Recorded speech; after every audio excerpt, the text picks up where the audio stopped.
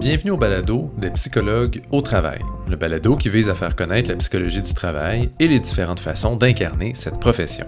Dans cet épisode, on s'entretient avec Frédéric Pinard, pour qui le volet gestion de changement de la psychologie du travail, c'est... Je dirais la majorité de mon travail, c'est d'amener à aller chercher plus de clarté par rapport à qu'est-ce qui change, puis amener une compréhension auprès de toutes les personnes qui vont être impactées ou qui vont participer à ce changement-là. On va trouver les façons qui font en sorte que les personnes peuvent franchir l'écart entre le maintenant ce qu'ils font puis plus tard ce qu'ils sont amenés à faire. On va parler évidemment de gestion de changement, mais aussi de responsabilisation et même d'urbanisme. Si ce n'est pas déjà fait, allez vous abonner au balado sur votre plateforme préférée des psychologues au travail. Maintenant, allons rencontrer Frédéric et voir comment il incarne la profession. Bonne écoute! Bienvenue Frédéric. Merci de me recevoir. Ça fait plaisir. Comment ça va? Ça va bien, toi? Oui, ça va bien aussi, mais oui, certainement. Comme tout bon début, je te laisserai peut-être, on se connaît, mais je te laisserai peut-être te présenter pour les gens qui ne te connaissent pas encore. Parfait. Donc, Frédéric Pinard, psychologue du travail à l'Université de Sherbrooke, dans un poste de conseiller en gestion de changement dans la section de développement organisationnel. Donc, je travaille mes interventions auprès de l'organisation avec tout ce qui est grand changement, transformation dans l'organisation avec la psychologie du travail. Cool. Dans le fond, tu travailles à l'interne à l'Université de Sherbrooke. Exactement. Oui, tu es psychologue du travail, évidemment, tu as le parcours et tout ça. Tu es aussi CRHA. Oui. Depuis quand, à peu près, dans ton parcours? C'est quand j'étais en consultation, fait qu'il y a peut-être, ça fait maintenant, je pense, 4 ans que je suis CRHA. Okay. Donc, c'est après que j'avais fini le doctorat, 1 an après la fin du doctorat, puis l'obtention de mon titre de psychologue, j'ai vu que l'Ordre des conseillers en ressources humaines agréés du Québec, le CRHA, développe vraiment une belle offre de formation, puis c'est vraiment quelque chose qui est moins dans l'ordre des psychologues. Fait que je me suis dit, pourquoi pas faire l'examen d'équivalence, puis voir qu'est-ce que ça peut m'apporter. Ça m'apporte beaucoup de formation continue, des belles ressources. Fait que je me suis dit, pourquoi pas avoir 2 ordres professionnels. Une corde de plus à ton arc pour développer ta pratique. Exactement. À travers effectivement 2 ordres professionnels, comme tu le nommes, à travers un peu tout ça, quand tu te présentes professionnellement, que ce soit des clients, des collègues ou autres, mais généralement, comment tu t'y prends pour te présenter? J'y vais souvent avec le titre d'emploi ou peut-être une fonction un peu plus comme à haut niveau. Je travaille avec Frédéric Pinard aux ressources humaines. Je ne vais pas spécifiquement dropper je suis psychologue du travail ou conseiller en ressources humaines agréé. Souvent, ça peut un peu créer une réaction chez les gens de comme psychologue, là, ils ont un peu peur. Fait que je préfère juste... Autant leur dire que tu les analyses déjà. Oui, c'est ça, exactement. Généralement, je commence avec juste Frédéric aux ressources humaines. Puis si, mettons, on me pose des questions sur ma formation, mais là, genre, j'ai un cheminement en psychologie du travail. Puis ils sont comme, c'est-tu comme ressources humaines? Je suis comme, non, c'est vraiment ressources humaines. Puis si, mettons, je ressens vraiment que la personne se met à me challenger par rapport à ce que je fais, là, je drop, oui, c'est un doctorat, donc je fais partie de l'ordre des psychologues et des CRHA. Mais généralement, je ne vais pas là. Okay. Pas d'emblée. Non, pas d'emblée. Ça peut vraiment faire réagir les gens. Fait que je préfère garder ça simple, comme on est chum, on travaille ensemble. Mais si la personne ressent le besoin de vraiment avoir plus de clarté sur si je fais ou quelle ordre à laquelle j'appartiens, là, je vais plus en détail. OK. Puis ça me rend un peu curieux, mais tu dis ça peut créer des réactions quand tu commences en disant « je suis psychologue du travail ou même que des gens te challenge là-dessus. Je serais curieux de savoir, c'est quoi c'est quoi ces réactions-là que tu as peut-être déjà eues ou que tu penses qu'ils pourraient être là? Les réactions que j'ai eues, c'est souvent, vu que je suis en début de pratique, ça va faire bientôt peut-être 8 ans là, que je pratique. Ça fait 8 ans, hein, les gens qui ne sont pas déjà au fait de la situation, qui ne nous laissent pas non plus, on a fait notre doctorat ensemble, fait qu'on a dans les mêmes années. Fait que ça fait 8 ans déjà pas loin, je pense que si, mettons, je compte l'internat où est-ce que, dans le fond, tu basically pratiques comme psychologue pendant comme 1 an et demi, 2 ans, mais comme on peut arriver à 8. Okay. Mais tu disais les réactions en début de pratique. Oui, c'est ça. Souvent, mon rôle m'amène à travailler avec des gestionnaires, puis souvent, c'est des gens qui ont pas mal plus d'expérience ou qui ont beaucoup d'années d'expérience.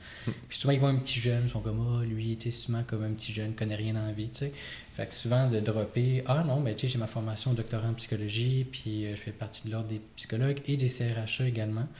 ben ça leur permet d'attribuer une crédibilité, puis également une plus grande écoute. Fait que si, mettons, j'étais juste, j'ai un bac en ressources humaines, je ferais genre, t'as pas 20 ans d'expérience, j'écoute pas ce que tu veux me dire. Ou du moins, ça permet d'aller les saisir un peu plus, puis d'aller créer un petit peu plus d'ouverture, puis de limiter les idées reçues, même si j'ai pas encore des cheveux blancs. T'sais. Juste la notion des études. Doctorat, évidemment, nécessite de plus longues études aussi. Mais ça peut apporter une forme de crédibilité aussi d'emblée. Oui, c'est ça. Ben, limiter le fait que j'ai peut-être l'air jeune, mais comme... Fait que oui, ça attribue de la crédibilité, puis surtout, ça permet d'aller chercher une plus grande écoute ou une curiosité à la part de l'autre. Okay. Puis surtout, ça assoit un statut aussi. J'aimerais ça croire que tout le monde attribue des statuts à tout le monde. C'est pas tout le temps le cas. Pas les mêmes statuts. Non, c'est ça. Fait que souvent, de présenter la formation puis l'appartenance à des autres professionnels, ça permet d'aller chercher un peu plus d'écoute, un peu plus d'ouverture, puis un peu plus de crédibilité par rapport à ce que je produis comme résultat ou surtout comme intervention que je peux leur proposer. Et du moins, j'imagine, au tout début, dans le sens où à ce moment-là, ils ne te connaissent pas encore, t'ont pas encore vu aller. Des fois, on se fait une idée des gens et aussi de leur crédibilité en les ayant vus faire. Et peu importe les études qu'il y a derrière ou tout ça, peut-être des personnes qui sont efficaces, qui travaillent bien et tout ça, mais d'entrée de jeu, ça a un impact de pouvoir nommer, entre autres, l'appartenance. Oui, à l'ordre des psychologues. Aussi, je comprends CRHA, ça peut aussi être utile. Oui, c'est ça. Puis, mettons, je me permets, là, ça va varier beaucoup dans le milieu dans lequel je suis amené à travailler.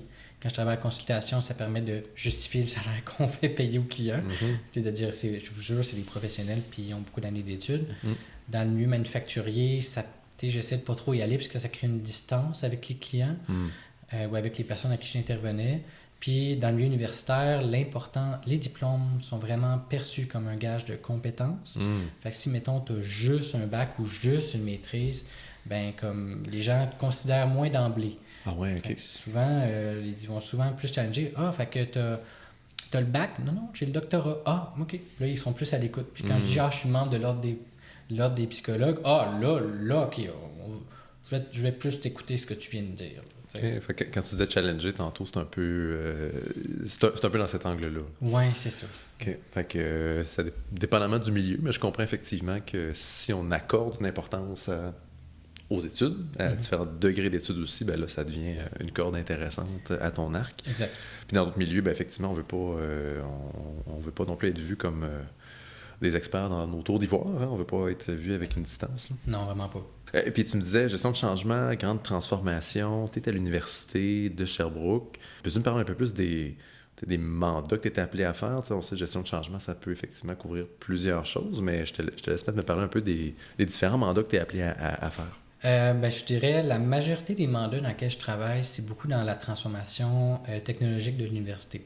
L'université est à l'avant-garde dans plusieurs domaines et aussi la sécurité informatique est un domaine où est-ce qu'il faut être vous faites beaucoup à la fine pointe, surtout dans un domaine où est-ce qu'il y a des données puis de la recherche de pointe et des données très sensibles et critiques. Fait que là, j'amène dans les mandats dans lesquels je travaille d'une part pour numériser certains processus à l'université, où est-ce qu'on fait l'implantation, ça peut ressembler à un ERP, là, Enterprise Resource Planning.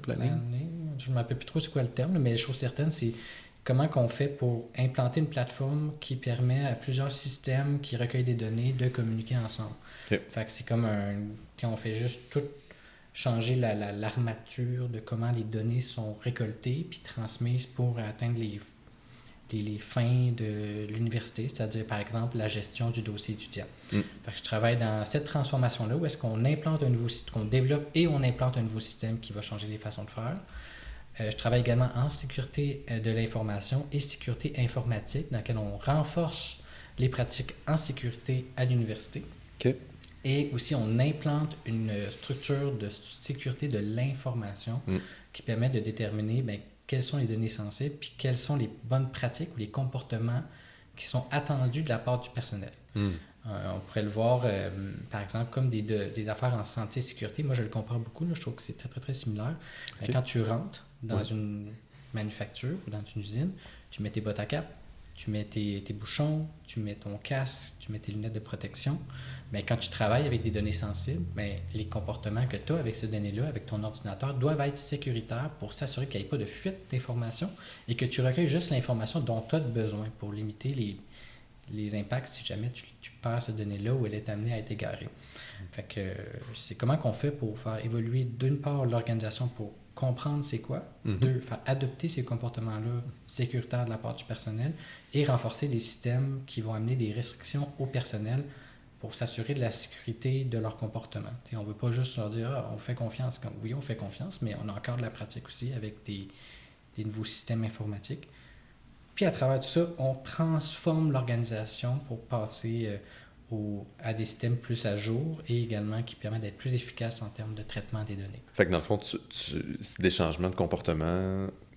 Je comprends que c'est des changements de pratique au niveau de l'organisation en entier que ça l'amène. Puis, effectivement, beaucoup de comportements différents qui sont adoptés. Moi, si je travaille à l'université, j'ai besoin possiblement d'adopter des nouveaux comportements pour assurer cette sécurité-là de l'information. Parce que tu parles de l'exemple avec les bottes à cap, le casque et tout ça, mais là, c'est pas juste non plus pour pas me blesser ou me faire mal, mais c'est pour pas, j'imagine, compromettre aussi, évidemment, avec toutes ces données sensibles-là, mais beaucoup de comportements de tout le monde, au final.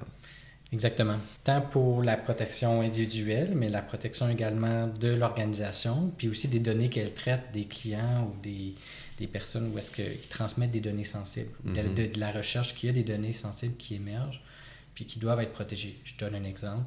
La recherche en sciences de la santé, où est-ce qu'on récolte des données personnelles sur des éléments soit de génomique ou de santé de certaines personnes, ou même, par exemple, des inventaires de symptômes dépressifs qu'on passe pour faire de la recherche. Bien, ces données-là, c'est des données qui sont très sensibles, puis qu'il y a un cadre légal qui doit assurer leur sécurité, confidentialité, accessibilité, bref. Fait que c'est comment qu'on fait pour s'assurer que ces données-là sont bien recueillies auprès des bonnes personnes, qu'on les traite et qu'on limite le fait qu'elles puissent être volées, et comment qu'on s'assure de leur destruction également lorsqu'elles ont été utilisées. Puis là, dans le fond, tu me parles de ce projet-là de transformation, dans lequel, évidemment, tu as une participation pour le volet gestion de changement.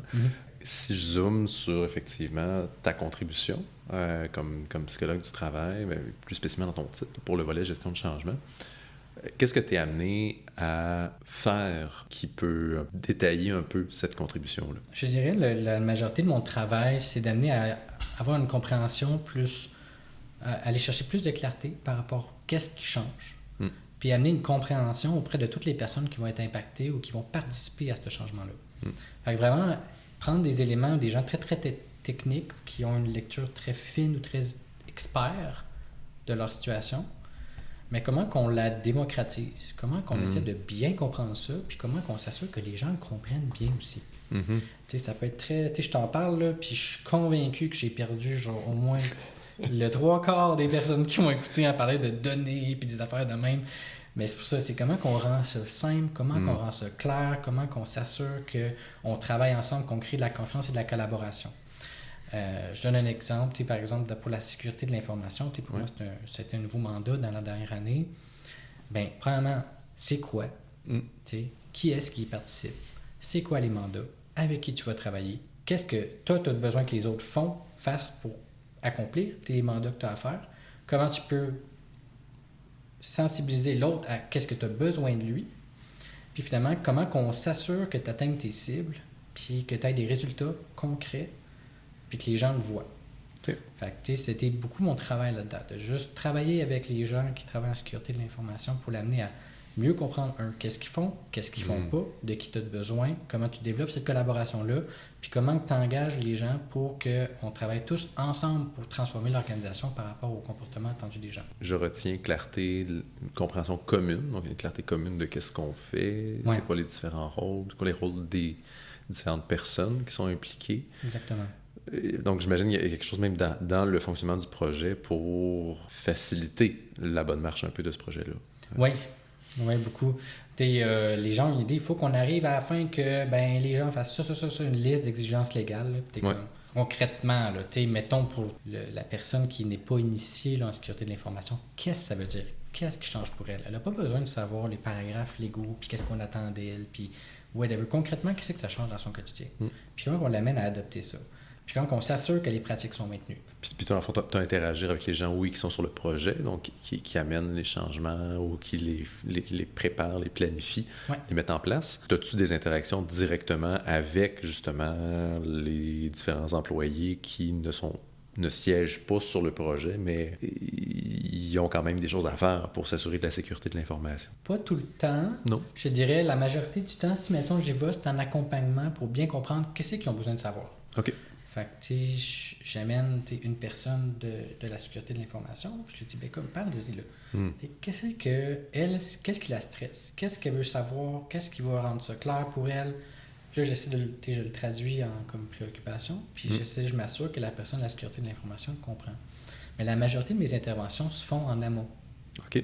Avec les gens qui sont les leaders ou je les amène à bien traduire la situation, proposer un portrait clair, puis clarifier qu'est-ce qu'eux doivent faire pour créer cette confiance-là. Puisqu'à la fin de la journée, c'est eux qui vont devoir travailler avec les membres du personnel et ou la clientèle étudiante pour amener ces pratiques-là. Fait que je suis comme, si je le fais à leur place, ou c'est moi qui vais chercher l'input ou qui le présente, mais eux ne prennent pas leur rôle de présenter c'est quoi. Fait que je suis plus en train de les amener à bien comprendre les enjeux que les gens peuvent vivre, puis qu'eux, on développe une stratégie ensemble pour qu'eux viennent traduire ça ou présenter ça auprès des membres du personnel. Donc, plutôt que d'aller expliquer directement ou du moins être l'interlocuteur directement des gens sur le terrain, tu mises davantage sur l'accompagnement des leaders du changement, comme tu nommes, exact. En ayant en tête que ça va avoir un plus grand impact pour l'efficacité du changement, c'est ce que je comprends.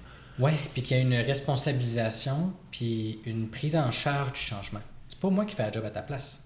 Je t'amène à être capable de le faire. Ce qui est super important quand on sait que là tu es à l'interne, mais en même temps, si tu accompagnes un changement, tu veux que le changement est dur aussi. Donc, et pas juste le temps que toi tu es là. Tu dois me responsabiliser, t'assurer que les bonnes personnes, dans le fond, dans le système, aient les bonnes ressources ou mettent en place les bonnes actions pour faire avancer le tout. Mais c'est pas toi qui prends ça sur tes épaules et qui réalise le changement. Non, c'est ça.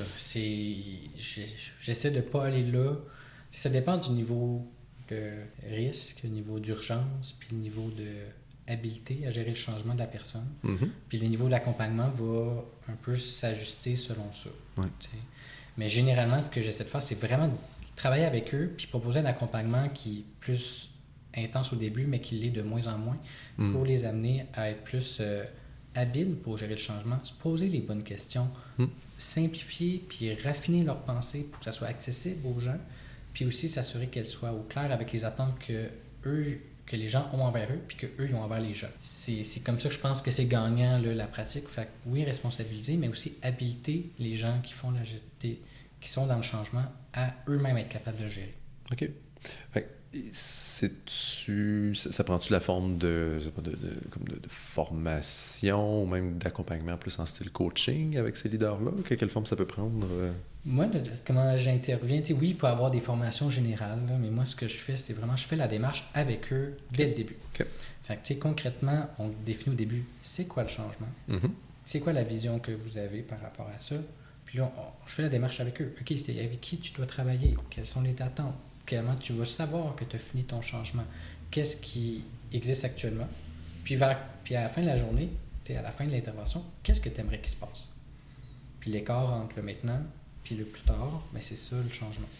Puis comment qu'on s'assure qu'on a atteint ce changement-là? Bien, on va se mettre des indicateurs. Fait que là, c'est comment toi tu peux me dire qu'on l'a fait. Fait que je les amène eux-mêmes à se poser, je pose des questions, puis eux ils répondent. On développe le plan, puis après ça on dit, OK, comment qu'on fait pour que telle personne ait tel comportement à tel moment? Qu'est-ce qu'ils ont besoin? Puis là, ça va être soit une courroie de soutien pour avoir plus d'informations, soit un site web pour aller chercher plus d'informations par rapport à ce qu'ils doivent faire, soit une procédure, soit une formation, soit un coaching, soit des directives de la part du gestionnaire. Bref, on va trouver les façons qui font en sorte que les personnes peuvent franchir l'écart entre le maintenant, ce qu'ils font, puis plus tard, ce qu'ils sont amenés à faire. Puis ça, je le développe vraiment avec les personne qui lead le changement. Ouais. Pour répondre à ta question de façon plus succincte, comment j'habilite les gens ou comment je fais en sorte que les gens soient capables de faire la gestion de changement, bien, je le fais avec eux. Mm-hmm. On s'assoit, on fait la planification, puis là, ben, tu leur poses des questions pour aller, je veux dire, suffisamment loin dans la planification, du moins pour les amener à se poser les bonnes questions, à trouver les réponses essentielles, que à la base, tu n'as pas toi la réponse, mais en faisant le processus comme ça, ben, ça l'amène à avoir un plan qui va être plus efficace, et donc de meilleure qualité. Puis surtout appliqué. Parce que la gestion de changement, c'est comme un buzzword à un certain point. Ah ouais, c'est full important. Tout le monde est pour la vertu, tout le monde est pour ça. Mais quand je te dis, OK, là, il faut voir que tu ailles communiquer telle information, tu vas te faire changer là-dessus, prépare tes réponses, puis ah ouais. Puis là, ils sont comme, ben là, on n'a pas le temps de faire ça. Ah ouais, ça me semblait que c'était full important. Fait que là, c'était comme, OK, tu sais, bon, ils sont un petit peu préoccupés, peut-être ils se sentent qu'ils n'ont pas les ressources pour gérer ça, mais comme on va le faire ensemble. Faire cette démarche-là avec eux, pas à pas, puis la rendre très concrète et appliquée à une situation qui les concerne dans le présent. Ça leur permet d'appliquer les principes de gestion de changement. Puis, plus qu'ils l'appliquent, plus qu'ils vont le voir. Au début, ils vont faire « OK, il faut, je sais pas pourquoi une petite question-là, ça me semble que c'est évident, comme c'est évident peut-être pour toi.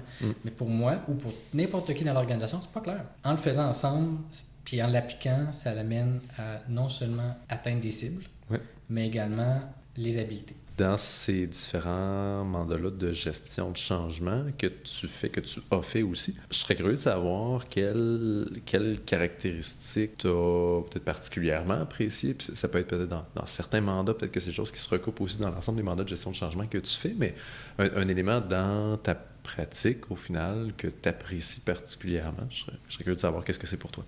Il y en a deux. Il y en a un qui c'est vraiment voir mes clients développer leurs réflexes en gestion de changement.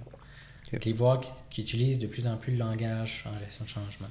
Qu'ils se posent les questions. On va faire telle affaire, on va leur dire de faire telle chose. OK, oui, mais comment ça peut être reçu, telle chose? T'sais? Comment les gens vont réagir quand tu vas leur dire tel élément ou tu vas leur requérir tel comportement? Puis quand je les vois tranquillement au début faire pourquoi je penserais à ça? C'est leur problème. T'es comme OK. Mais là, finalement, tu les vois au fur et à mesure de l'intervention. Mais là, si je dis ça, les gens vont faire telle chose, ils vont faire telle chose. Finalement, ça devient intégré, là, qu'ils se mettent eux-mêmes à se poser les questions. Puis à eux-mêmes réaliser que comme quand eux sont générateurs de changement, ça peut générer des préoccupations ou des réactions chez les gens, puis qu'eux-mêmes commencent à y penser même avant de le faire. Souvent, les changements, ils sont un peu garochés dans l'organisation, puis on les voit pas comme tels. C'est comment on va juste mettre une nouvelle politique, ou on fait juste une telle directive, c'est simple. Puis là, quand tu vois tous les impacts collatéraux que ça peut avoir, comme un peu un jeu de domino, mais là, t'es comme, mais là, j'avais jamais pu penser à ça, mais comme... Peut-être pas là, mais plus que tu es habitué à la gestion de changement, plus tu vas te poser les questions avant d'agir. Fait que, tu sais, voir cette évolution-là de la part de mes clients qui se questionnent davantage par rapport au changement, en prennent la responsabilité, puis viennent à eux-mêmes trouver les solutions à leur situation, puis qu'ils le font de plus en plus de façon spontanée, c'est vraiment beau à voir, j'aime vraiment ça. Voir tes clients, je veux dire, un peu grandir ou se développer à travers tout ça, développer certains réflexes, comme tu dis, c'est un peu ça la visée que tu as, de les habiliter à faire différemment, mais mieux la gestion de changement, mais de voir l'apparition de ces réflexes-là, j'imagine que ça doit être très nourrissant. Oui, pour moi, c'est un signe que mon intervention fonctionne. Quand les gens commencent à prendre la responsabilité du changement, qui ne me voient pas, au début, souvent, dans mes interventions, je suis amené à être positionné comme un expert. Là, dis-moi quoi faire. Puis là, je suis comme, écoute, je pourrais faire ça. Puis je ne veux pas dire que je ne vais jamais le faire, mais c'est juste que si je fais uniquement ça, moi, je pars, puis t'es toujours dans la merde. Fait que c'est quand même... Fait que là, oui, je vais t'orienter avec un peu plus de contenu puis d'expertise, mais on va aussi le faire en sorte que toi-même t'apprennes de cette démarche-là. Fait que qu'est-ce que tu réponds quand quelqu'un te demande ça, puis que tu veux pas d'emblée, tu veux pas prendre le chemin de dire oui, ok, parfait, je prends ce rôle d'expert-là, puis je t'en parle. C'est quoi la réponse que tu donnes? Souvent, il faut pas dire non à ça, parce qu'eux, ils ont des attentes bien claires. Oui. Mais on va juste s'entendre sur le mandat. Dire, OK, qu'est-ce que tu t'attends de moi? Oui, tu veux que je te donne des réponses, fine, mais qu'est-ce que tu aimerais atteindre à la fin de l'intervention? T'aimerais-tu... Puis là, à place de répondre oui ou non à ces questions-là, on recadre le questionnement sur mais qu'est-ce que tu veux qu'on apprenne? Qu'est-ce que tu veux qu'on atteigne comme objectif? Puis quand on recadre de dis-moi telle chose à qu'est-ce qu'on vise ensemble, Mais là, tranquillement, genre ça, que le changement de changement bien, ok, parfait. Puis comme tu sais que pour gérer le changement, le leader du changement est essentiel. Parce que moi, je peux bien leur dire des choses par rapport au changement, mais la personne qui va avoir de l'impact, c'est la personne qui va être amenée à le gérer par la suite. Mm-hmm. Puis là, oui, évidemment, ça a du sens. Super. Fait que là, on comprend que pour atteindre notre cible, pas juste moi qui gère le changement, c'est on va le gérer ensemble. Ouais. Et on va travailler ensemble pour que tu sois en mesure de le gérer par après. Mm-hmm. Fait on recorde la question pour dire, puis ça veut pas dire que je dis pas non, c'est sûr qu'on va arriver avec des éléments concrets de gestion de changement, puis une expertise, oui. Mais l'expertise en gestion de changement est beaucoup plus que du savoir. C'est du savoir-faire, puis surtout du savoir-être. C'est comment qu'on bâtit de la confiance. Puis on pourrait-tu dire que c'est une expertise aussi plus dans les questions à se poser, puis le processus à suivre, plus que les questions très, très spécifiques, ou un savoir très, très spécifique de dire, dans ta situation, voici ce que tu devrais faire, mais plus de dire, dans une gestion de changement, les différentes questions qu'on a à se poser, toi, tu les connais, tu as une connaissance dans le changement, c'est quoi les points qu'on devrait clarifier? Tu as des balises où on devrait aller répondre peut-être à quelles questions, et tu devrais répondre, en parlant de ton client, peut-être à quelles questions pour pouvoir clarifier tout ça. Je te dirais comme, genre, je vais faire un fameux oui. C'est bien parfait. Tu prends un client où est-ce qu'il est. Ouais. Au début, quand tu interviens en gestion de changement, puis il ne connaît pas c'est quoi, puis ça, il ne tente pas de savoir c'est quoi, il va juste te dire, donne-moi des réponses. Ouais. Voici un changement, tu es en gestion de changement, gère-le. Fais quoi? Ouais. Ou alors, fais quelque chose. Puis là, tu es comme, OK, il faut qu'on fasse quelque chose. Puis là, il dit, mais quoi? Puis là, OK, parfait. Puis là, on travaille avec des éléments très, très, très concrets. Ouais. Je ne vais pas amener l'idée de processus, questions à haut niveau, clarifier des champs. Eux, ils s'en foutent complètement. Ils n'ont pas besoin de savoir ça. Fait qu'on commence avec des éléments très concrets. Concrètement, je veux une réponse. Qu'est-ce que je fais quand les gens disent ça? OK, parfait. Quand il se passe A, je fais quoi? OK, on travaille là-dedans. Fait que là, la personne commence à appliquer une méthode. Ouais. C'est correct. Ils commencent à faire ça. Ça leur prend... Il faut que ça soit simple. Si je commence à poser, c'est du savoir-être, c'est des compétences relatives, ils sont comme, là, je vais les perdre. Fait que commence avec quelque chose de très appliqué, quelque chose de très, très simple, quelque chose de très, très facile à faire, qui ne demande pas d'effort. Mais après ça, pendant qu'on fait du 1 pour 1, tes questions-réponses, j'approfondis. Mais d'après toi, qu'est-ce qui peut amener telle chose? Puis là, finalement, oui, on passe d'un mode où est-ce il y a des questions, il y a des réponses. Mais après ça, j'essaie de générer de la curiosité pour les amener à eux à se poser la question un peu plus large. De dire, on voit des récurrences. Qu'est-ce qui peut amener ça? Puis tranquillement, on passe de questions-réponses à phase de changement. Là, ils vivent telle chose, ils vont amener peut-être... Puis là, ils ont besoin de soutien par rapport à tel élément. Fait qu'on prend un peu de recul. Fait qu'on passe de questions à plus voir un processus à haut niveau. Puis plus qu'on travaille dans le processus, plus qu'après ça, on s'élève pour dire, tu connais tes questions-réponses, tu connais le processus de changement. Maintenant, ils vont dire, comment ça bloque pareil? T'es comme, tu sais, le but de la gestion de changement, puis ça, je le dis dès le début, c'est créer de la confiance. Comment tu fais pour que le monde te trosse, qu'ils vont être capables de s'adapter? Je donne toujours l'exemple. Quand j'étais plus jeune, à la maison familiale, on avait une piscine. Ça a l'air bien le fun de même. L'affaire, c'est que la piscine était au nord, en dessous d'un arbre. Ce qui fait que... Ça devait pas être chaud. Il n'y avait pas vraiment de chaleur dans cette piscine-là. Puis elle était frette, genre 65, là, c'était comme, c'est une bonne journée, tu sais. 63 Fahrenheit, là, c'est comme, oh là là. C'est pour les moins connaisseurs de piscine, c'est frette en esti. C'est toujours bien froid, mais comme mon père était toujours comme let's go. Puis que mon père, il aime ça la piscine. Il trouvait ça que c'est une activité père-fils, le fun. Bon, ok, parfait. Puis il est comme comment là, ça va être le fun, on va sauter, on va juste faire un petit tour dedans, là. Puis c'est juste le début qui est plate. Puis je suis comme tu sais, je sais que c'est froid, je sais que ça me tente pas particulièrement, mais je vois son enthousiasme, je me dis bon, ok, là, peut-être que ça peut être le fun, là, je sais pas, là, tu sais, ça me tente pas pantoute. Ok, puis il est comme, non, on y va, là, fais-moi confiance, ça va être le fun. Puis je suis comme, ça me tente pas, mais il dit, après ça, tu vas voir, là, tu vas être full rafraîchi, il fait full chaud en ce moment. Je suis comme, il n'y a pas tort, tu sais. Ok, il dit, ok, on saute à deux, on tient la main, puis on saute. Je suis comme, je sais pas trop, puis il me dit 5, 4, 3, 2, 1, puis on saute. C'est plat, j'ai frette, mais finalement, comme on shake un peu dans l'eau, puis on se met à la température, puis Puis on fait des tours dans la piscine. Faut pas genre faire... Le tourbillon classique. On va mourir de fucking hypothermie, tu sais. Ben comme là, OK, tu sais, ça devient le fun. Mais c'est comme ça que je parle de gestion de changement. OK. Il faut qu'on saute dans l'eau. Mon père, il est full into it. Moi, je suis vraiment pas convaincu. Mais comment que je fais pour le truster qu'un moment donné, ça se peut que j'y prenne goût, que ce soit pas si pire. Puis il me dit, c'est sûr que tu auras fret. Mais comme au fur et à mesure, tu vas être dedans, ça va te rafraîchir, puis tu vas prendre tu vas garder ta chaleur ou t'adapter au froid. T'sais.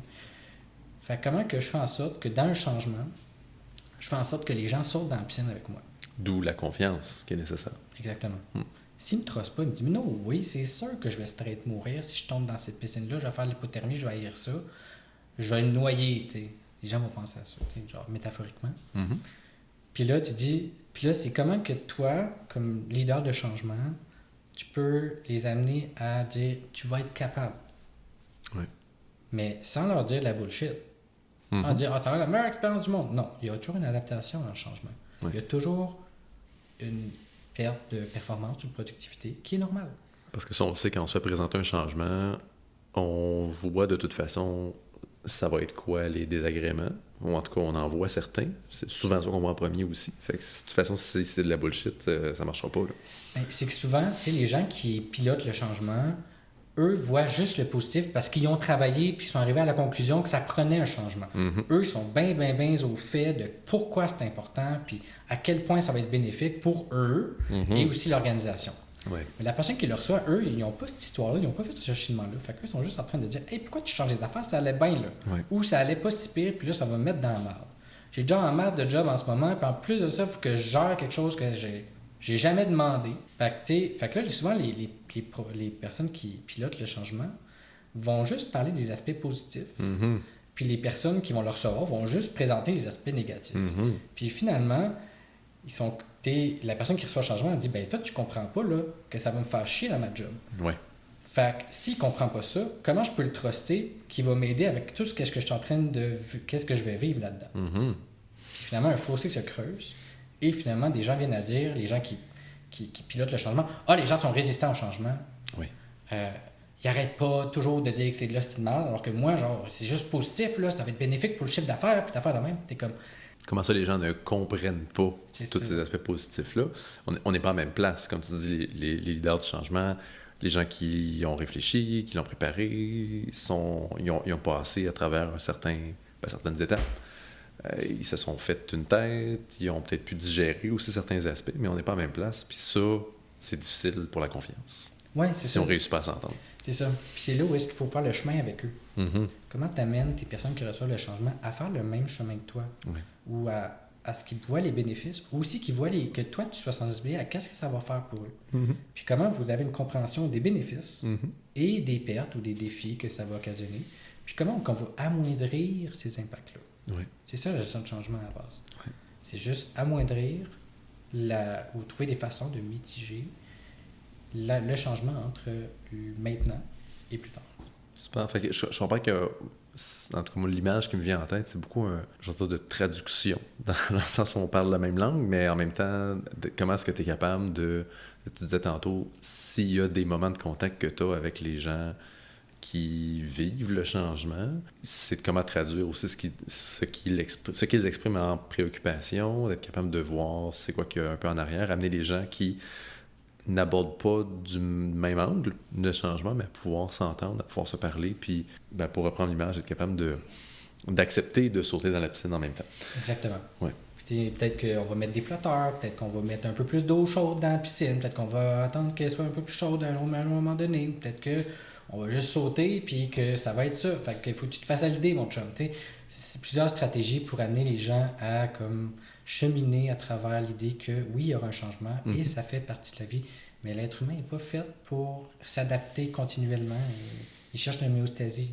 Fait que de voir un changement, ça vient un peu bousculer les habitudes, bousculer les façons de faire, donner un sentiment d'incompétence, perdre des repères. Puis là, c'est comment qu'on fait pour composer, reconnaître ces impacts-là, mais également les recentrer par rapport à ce qu'on a en commun et non ce qu'on a de différent. Ouais. Ça, j'imagine que le bagage de psychologie, dans le sens où les réactions, tu parles sentiment d'incompétence face à un changement, ou tout le vécu que les personnes peuvent avoir aussi, qui est tout à fait normal de vivre. Ça te donne des grilles d'analyse qui sont assurément pertinentes pour comprendre d'une certaine façon, puis peut-être amener ou recadrer aussi une compréhension de ces réactions-là dans tes mandats. Oui, beaucoup pour nuancer ou prendre la perspective, ou aussi nommer l'expérience comme étant non jugeante. La personne, elle vit ça, puis c'est normal.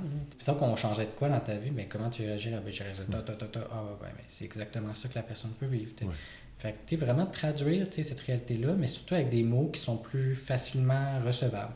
Les gens, des fois, qui reçoivent le changement ou qui ne savaient pas leur affaire ou qui n'ont pas été consultés, ils vont réagir très émotivement. Puis ça va juste braquer les gens qui veulent faire le changement, qui eux vont comme juste plus dire, ben là, on va te le passer dans la gorge le changement. Puis plus qu'ils sont braqués l'un contre l'autre, moins qu'ils se comprennent, puis plus ça devient difficile comme expérience.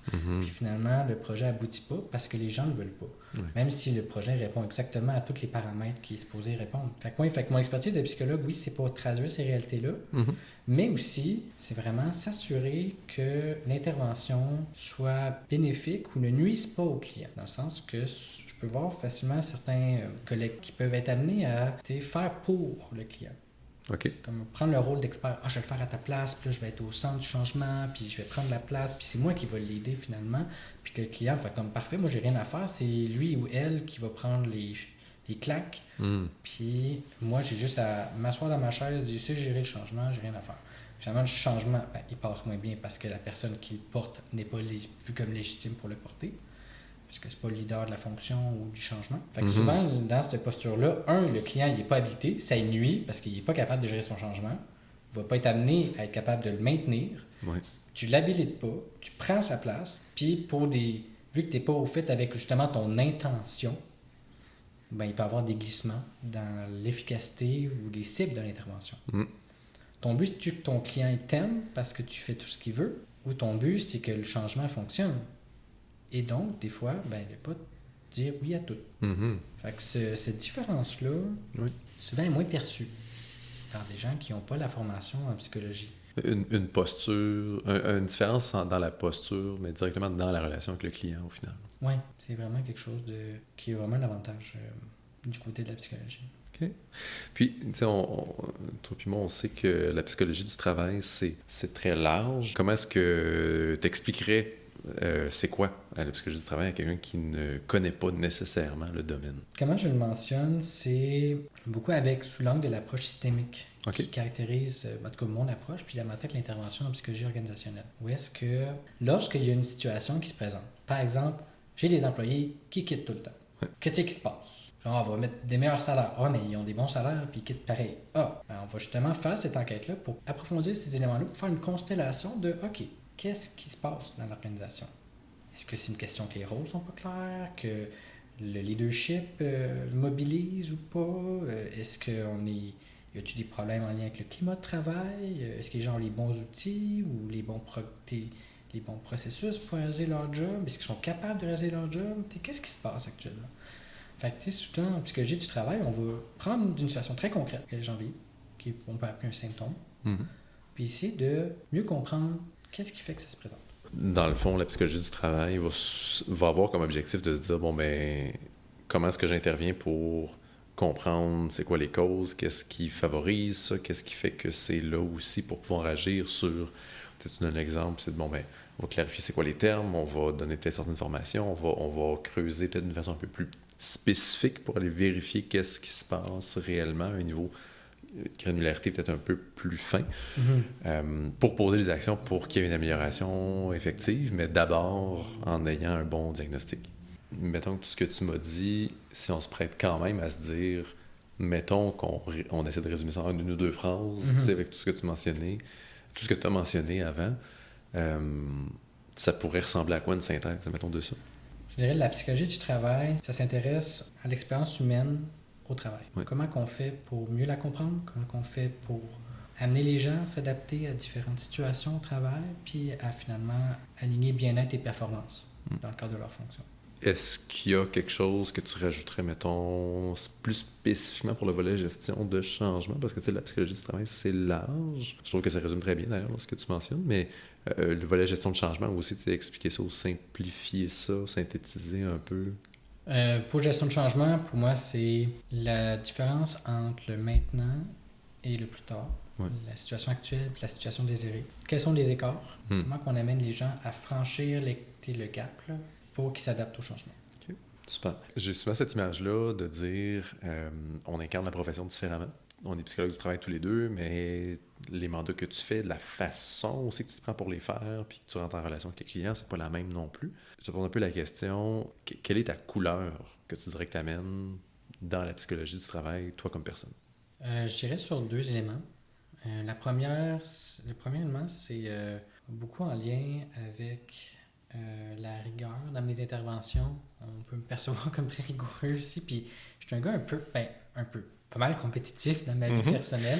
Fait que j'aime ça atteindre mes cibles, avoir des indicateurs, dire yes, c'est fait, on y est arrivé, tu sais.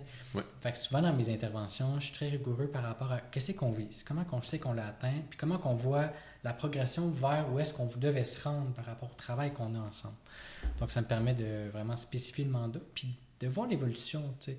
Fait que je suis très axé sur comme on va travailler ensemble, puis toi puis moi, on va atteindre nos cibles. On va atteindre exactement où est-ce qu'on souhaite aller. Ouais.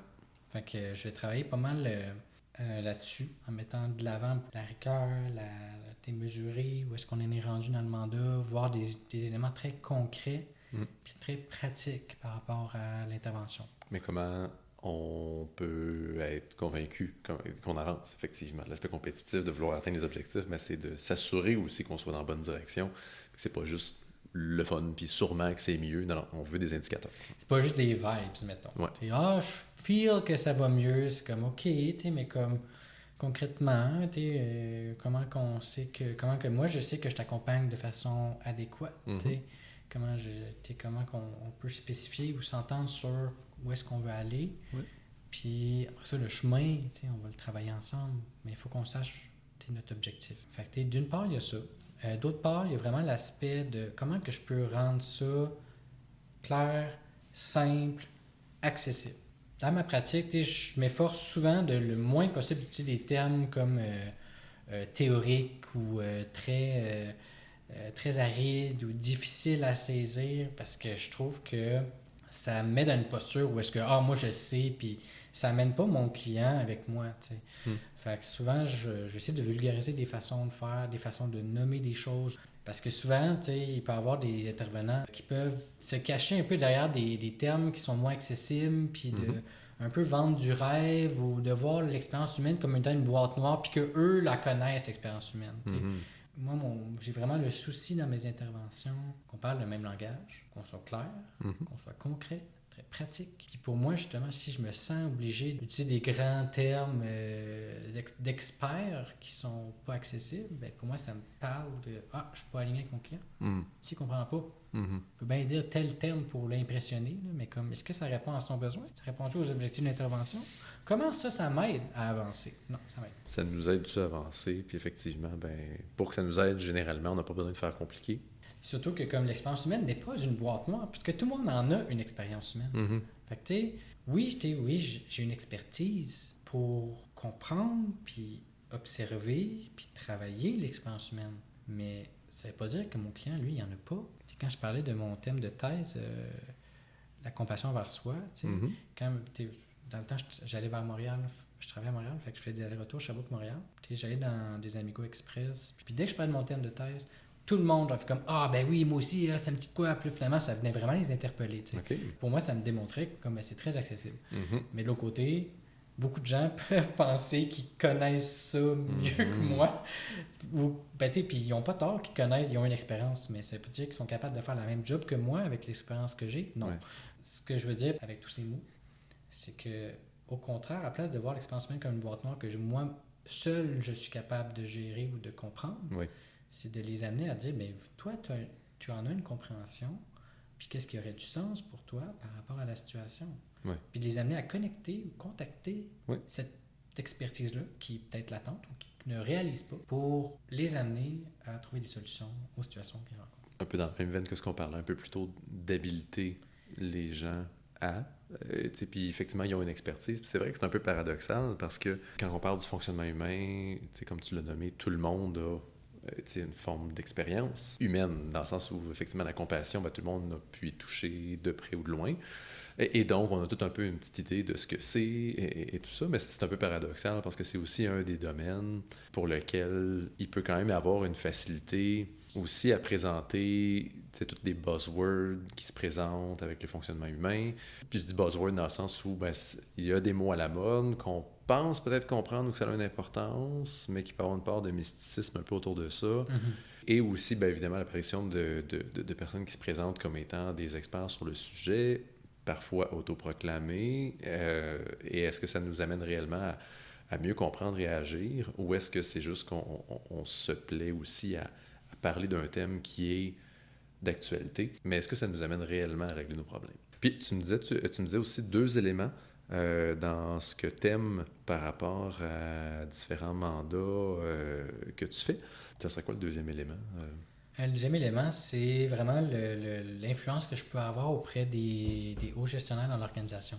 Souvent, la gestion de changement, qu'on parle de projet majeur, puis qu'il faut que tu dédies une ressource humaine là-dedans, c'est parce que c'est un gros changement. Puis souvent, les personnes qui sont amenées à être les promoteurs ou à l'aider ce changement-là, c'est les leaders de l'organisation. Mm-hmm. On parle des gens en haute gestion, que ce soit des personnes en poste de direction générale, vice-président, président. Puis souvent, c'est à ce niveau-là que je peux avoir la plus grande écoute par rapport aux interventions que je fais. Souvent, quand on envoie un gestionnaire N1, N2, là, niveau 1, niveau 2, c'est plus des gens qui sont beaucoup dans l'opération, mais qui n'ont pas tout à fait la prise de perspective nécessaire, ou qui vont peut-être remettre en question l'intervention, ou dire pourquoi ça me sert, à quoi ça sert, ils vont être moins... c'est pas tout le temps le cas, là, vraiment pas. Mais ça peut arriver parfois qu'ils sont juste... Moi, je veux juste faire ma job, là. Arrête de me niaiser avec des affaires de ressources humaines. T'es comme, OK.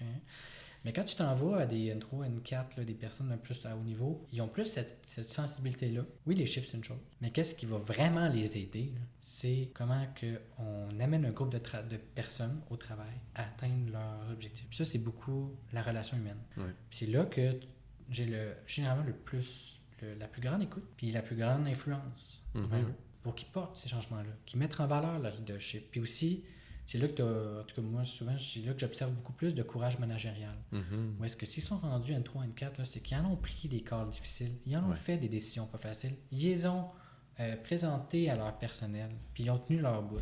Ouais. Fait que souvent, quand je viens intervenir, ce que j'aime, c'est, oui, voir mes clients comme se développer dans l'intervention, mais aussi d'avoir cette influence-là, puis cette audience-là auprès des hauts gestionnaires. Mais ça prend cette capacité d'influence-là, puis cette capacité de synthétiser et simplifier l'intervention. Ouais. À un niveau plus stratégique, N3, N4, j'imagine des personnes qui sont dans des postes de direction, mais où le volet humain prend une part peut-être plus importante en termes de changement, puis où il y a plus d'écoute là-dessus. Oui, exact. Et le balado, l'objectif du balado des psychologues au travail, c'est entre autres d'offrir une tribune pour la psychologie du travail, à l'heure actuelle, parfois méconnue, autant à travers le portrait que tu nous as dressé, que aussi de sujets qu'on peut parler, qu'on peut traiter, qui peut effectivement être très large. L'objectif n'est pas de couvrir absolument tout, mais d'y aller avec une espèce de mosaïque de différents sujets à l'intérieur de la psychologie du travail ou avec un angle de la psychologie du travail. Donc, écoute, on s'offre cette tribune-là, 1 ou 2 sujets au final qui, toi, te tiennent à cœur sur le fonctionnement humain au travail, te parlent particulièrement, une espèce de carte blanche de qu'est-ce que tu as le goût de parler. Je serais curieux de savoir qu'est-ce que tu nous proposes comme sujet. Moi, j'ai un intérêt très fort pour l'urbanisme. Oui, OK. J'aime vraiment ça, apprendre c'est quoi l'urbanisme, comment notre environnement de vie influence la façon comment on va percevoir la vie. C'est quelque chose qui j'ai un grand intérêt parce que souvent dans la façon comment les villes sont construites, surtout après l'invention de l'automobile, ça répond moins aux besoins humains qui se présentent. Je donne un exemple, en Amérique du Nord, c'est beaucoup le cas, là, où est-ce que il y a beaucoup plus de banlieues, puis les gens sont quand même très dépendants de l'automobile. Puis ça fait en sorte que, comme justement, tous les services de proximité ou le sentiment, la cohésion sociale ou le sentiment social est beaucoup moins présent. Moins développé, moins présent, oui. Parce que les gens ont, oui, leur maison familiale avec une bonne cour, puis comme connaissent des fois leurs voisins, mais des fois ils leur parlent pas, ou des fois c'est plus comme je compare moi et mon voisin. C'est moins comme une relation qui se développe. Une relation collective, du moins. Non, c'est ça. Alors que si, mettons, on demande à des gens, t'es allé en Europe, qu'est-ce que t'as aimé? Ben, c'est comme, je peux tout faire à pied, tout est proche, il y a de l'architecture qui est inspirante à gauche, à droite. C'est pas juste comme des structures avec des métals puis des bouts de bois comme synthétiques pour dire ouais c'est full naturel, mais dans le fond c'est comme toute la même affaire tout le temps. C'est comme il y a vraiment comme un intérêt puis une intention aussi dans ces façons de faire là, où ça s'est développé de façon organique aussi. Je me demandais un peu avec le volet d'urbanisme, où est-ce que tu nous amènes, mais je comprends que c'est beaucoup le fait comment est-ce que c'est réfléchi, l'impact que ça a effectivement sur entre autres, les comportements. Tu parles du développement de la voiture, entre autres, comme exemple. Et que ça, juste comment c'est organisé, ça a un impact sur... En fait, ça m'offre un environnement qui n'est peut-être pas tout à fait le même, puis ça m'amène peut-être à avoir des comportements plus spécifiques. Oui, exactement. Je donne un exemple vraiment plus précis pour illustrer la situation. Aller amener tes enfants à l'école. Souvent, devant les écoles, il y a des embouteillages monstres parce que les gens viennent porter leurs enfants à l'école. Pourquoi? Parce qu'ils disent c'est pas sécuritaire. Ça se peut que mon fils ou ma fille se fasse frapper. Par une voiture. Exactement. Fait que là, ils viennent porter leurs enfants en voiture, ce qui leur prend comme beaucoup de temps, ça les stresse. Puis là, il n'y a pas d'espace devant, tu ne dois pas te parquer, OK, bye les enfants. T'sais. Puis finalement, plus qu'il y a de gens qui sont stressés avec cette situation-là, plus qu'ils vont prendre leur voiture, moins qu'ils ont l'impression que c'est sécuritaire, plus qu'ils vont faire en sorte que leurs enfants ne se déplacent pas à pied. Puis il n'est pas, une tolérance pour l'effort physique de se déplacer. Puis deux, l'autonomie également pour se déplacer dans leur environnement. Ils deviennent très dépendants de la voiture et de leurs parents. Puis les parents, ça leur mène une charge de stress, une charge là, c'est moi qui fais le taxi tout le temps, bref. Fait que juste la façon comment c'est construit, cet environnement-là, ça t'amène à avoir des réflexions qui informent tes comportements et qui créent finalement un problème. Juste parce que les écoles ne sont pas nécessairement accessibles ou il n'y a pas d'infrastructure pour rendre le transport durable, que ce soit en autobus, que ce soit en vélo ou à pied. Ça crée une situation qui va amener les gens à avoir des sentiments de dire là c'est pas sécuritaire, il faut que je fasse ça, puis là il faut que j'aille à pied, puis là si c'est pas sécuritaire, il faut que j'aille une grosse voiture parce que comme un VUS c'est donc bien meilleur for some reason, puis finalement qui contribue au problème. Fait que juste la façon comment la ville est organisée par rapport à une situation va amener des gens à adopter certaines postures, certains comportements, certaines réflexions. Oui, puis ça, c'en est un exemple avec l'école.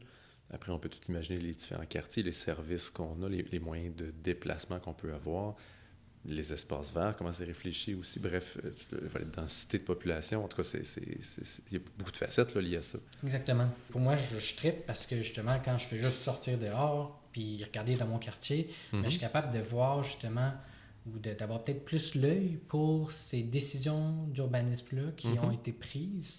Moi, actuellement, je vis à Sherbrooke dans le Vieux-Nord, dans un quartier qui précède de l'arrivée de l'automobile, ou du moins qui est né genre juste au début. Là.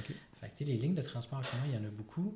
Il y a la façon comment les espaces ou les maisons ont été construites, il y avait vraiment une intention architecturale.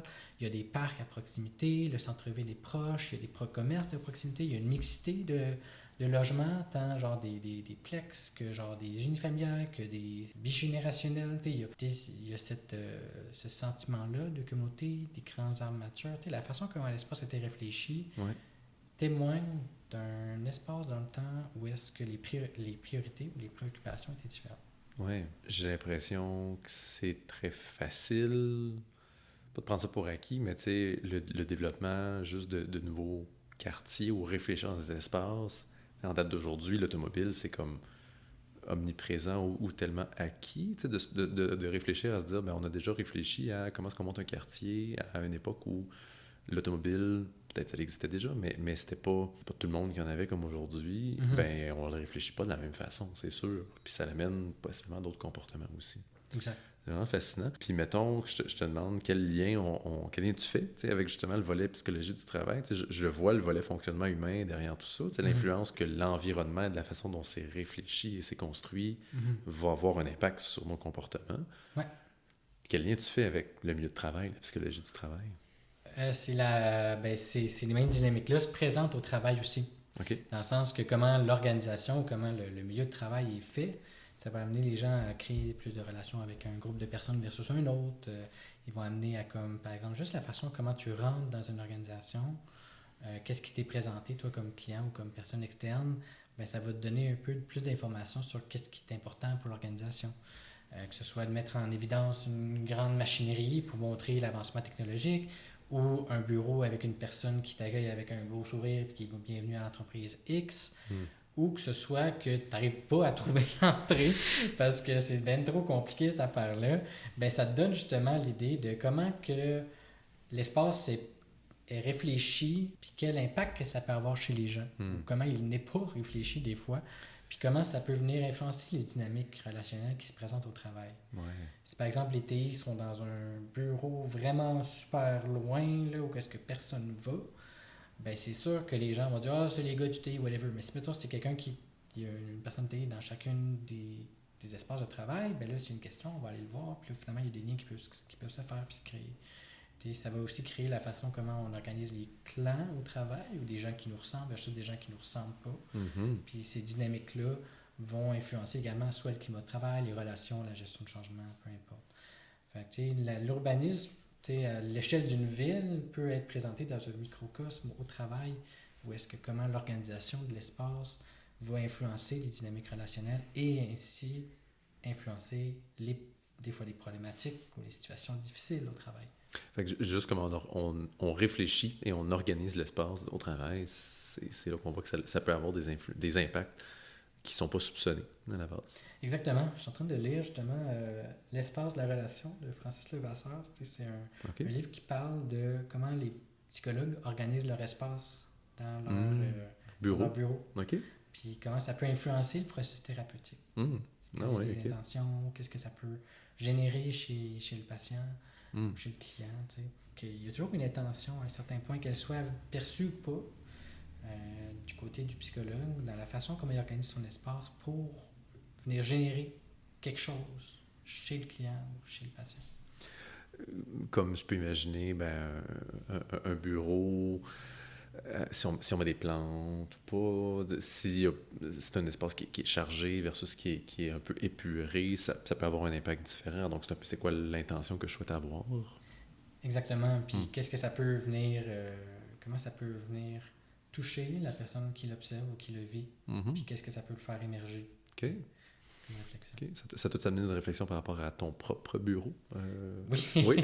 Mais moi, c'est tout intentionnel. Oui, quand je place telle chose à telle place, là, je me dis, OK, quand la personne va arriver, qu'est-ce qu'elle va regarder, qu'est-ce qu'elle va faire comme balayage visuel. Puis il ne faut pas que ça soit trop chargé pour qu'elle ne regarde plus rien, il faut que ça soit assez distinctif pour qu'elle porte attention. Okay. Qu'est-ce que j'aimerais que la personne voit lorsqu'elle arrive chez moi ou dans mon bureau. Puis comment que je peux rendre ça à mon image. Oui, un peu funky, oui, chaleureux, oui, accueillant, oui, qui parle un peu de moi indirectement.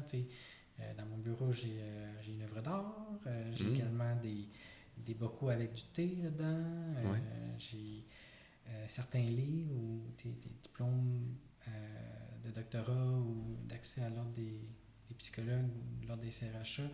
C'est comme tout ça, ça fait en sorte que la personne, quand elle arrive dans mon bureau, puis j'ai plusieurs types d'éclairage, ça permet de comme donner un sentiment, puis l'amener à, consciemment ou pas, retenir certains éléments par rapport à l'espace, puis aussi ça partage de qui moi je suis, aussi qu'est-ce que je veux que la personne vive là-dedans. Et aussi une façon de dire qu'est-ce que tu... peut-être d'influencer l'image que tu peux projeter, j'imagine, à travers tout ça. Exactement. Ouais. Les gens disent « Ah, les premières impressions, c'est rien. » Puis c'est comme « Ben, ça quand joue. même... » Ça joue un peu. Ouais. C'est pour ça que, pour moi, c'est important de vraiment rapidement me positionner dans cet espace-là, puis amener la personne à être influencée par qu'est-ce que je veux, puis mon style. Et au niveau de l'organisation, c'est quoi la première impression qu'on peut avoir? Donc, peut-être une invitation à réfléchir à ça a l'air de quoi l'urbanisme, je mets ça en guillemets, mais l'urbanisme de notre organisation, c'est quoi la première impression que ça laisse aux gens? Oui, exactement. Comment toi, tu as vécu ton premier contact dans cette organisation-là? Mm-hmm. Qu'est-ce qui t'a marqué en premier? Mm-hmm. Tout ça, ça va influencer la façon comment tu rentres en relation dans le milieu de travail. Puis surtout, comment ça va parler aussi ça va témoigner du climat. Il y a vraiment comme une façon qui peut être amenée à donner le goût aux gens d'être là au travail Mm-hmm. ou les marquer par rapport à qui on est comme Mm-hmm. identité, comme ville, comme organisation, comme personne. Mm-hmm. Puis comment ça peut l'amener, cette personne-là, à s'y rattacher. L'urbanisme, c'est un drôle de portrait, mais écoute. Oui, ben en même temps, ça nous amène à quelque chose de nouveau, de différent. Puis moi, c'est ce que j'aime beaucoup dans la psychologie du travail. Tu sais, c'est axé, oui, évidemment, le milieu du travail, le milieu organisationnel. À la base, c'est une forme de psychologie sociale appliquée aussi. C'est-à-dire l'être humain dans un système, dans un groupe, dans une organisation, tu sais, puis notre fonctionnement au niveau social aussi. C'est des thèmes que je trouve rafraîchissants dans le sens où qu'est-ce qu'on apprend aussi de l'urbanisme qu'on applique dans le milieu de travail. Tu sais, tu disais un peu plus tôt de concilier bien-être la performance dans le milieu de travail. Je trouve ça pertinent comme réflexion sur le sujet d'aller s'abreuver à d'autres ressources comme ça. Fait que merci d'avoir apporté ces sujets-là. Je t'en prie, merci de l'ouverture. Yes. On arrive à la fin. Je te remercie encore d'avoir participé, d'être prêté à l'exercice, puis d'avoir été généreux dans tes réponses par rapport à tout ce qu'on a discuté. Mais ça fait vraiment plaisir. Merci beaucoup de l'invitation. Je ne vais pas manquer une occasion de mettre en valeur le rôle de psychologue du travail, puis à quel point c'est une profession qui gagne à être connue et surtout qui peut vraiment apporter beaucoup dans le milieu de travail. Super. À bientôt. À bientôt. Vous avez apprécié ce balado? Inscrivez-vous pour ne rien manquer des prochains épisodes des Psychologues au travail. À bientôt!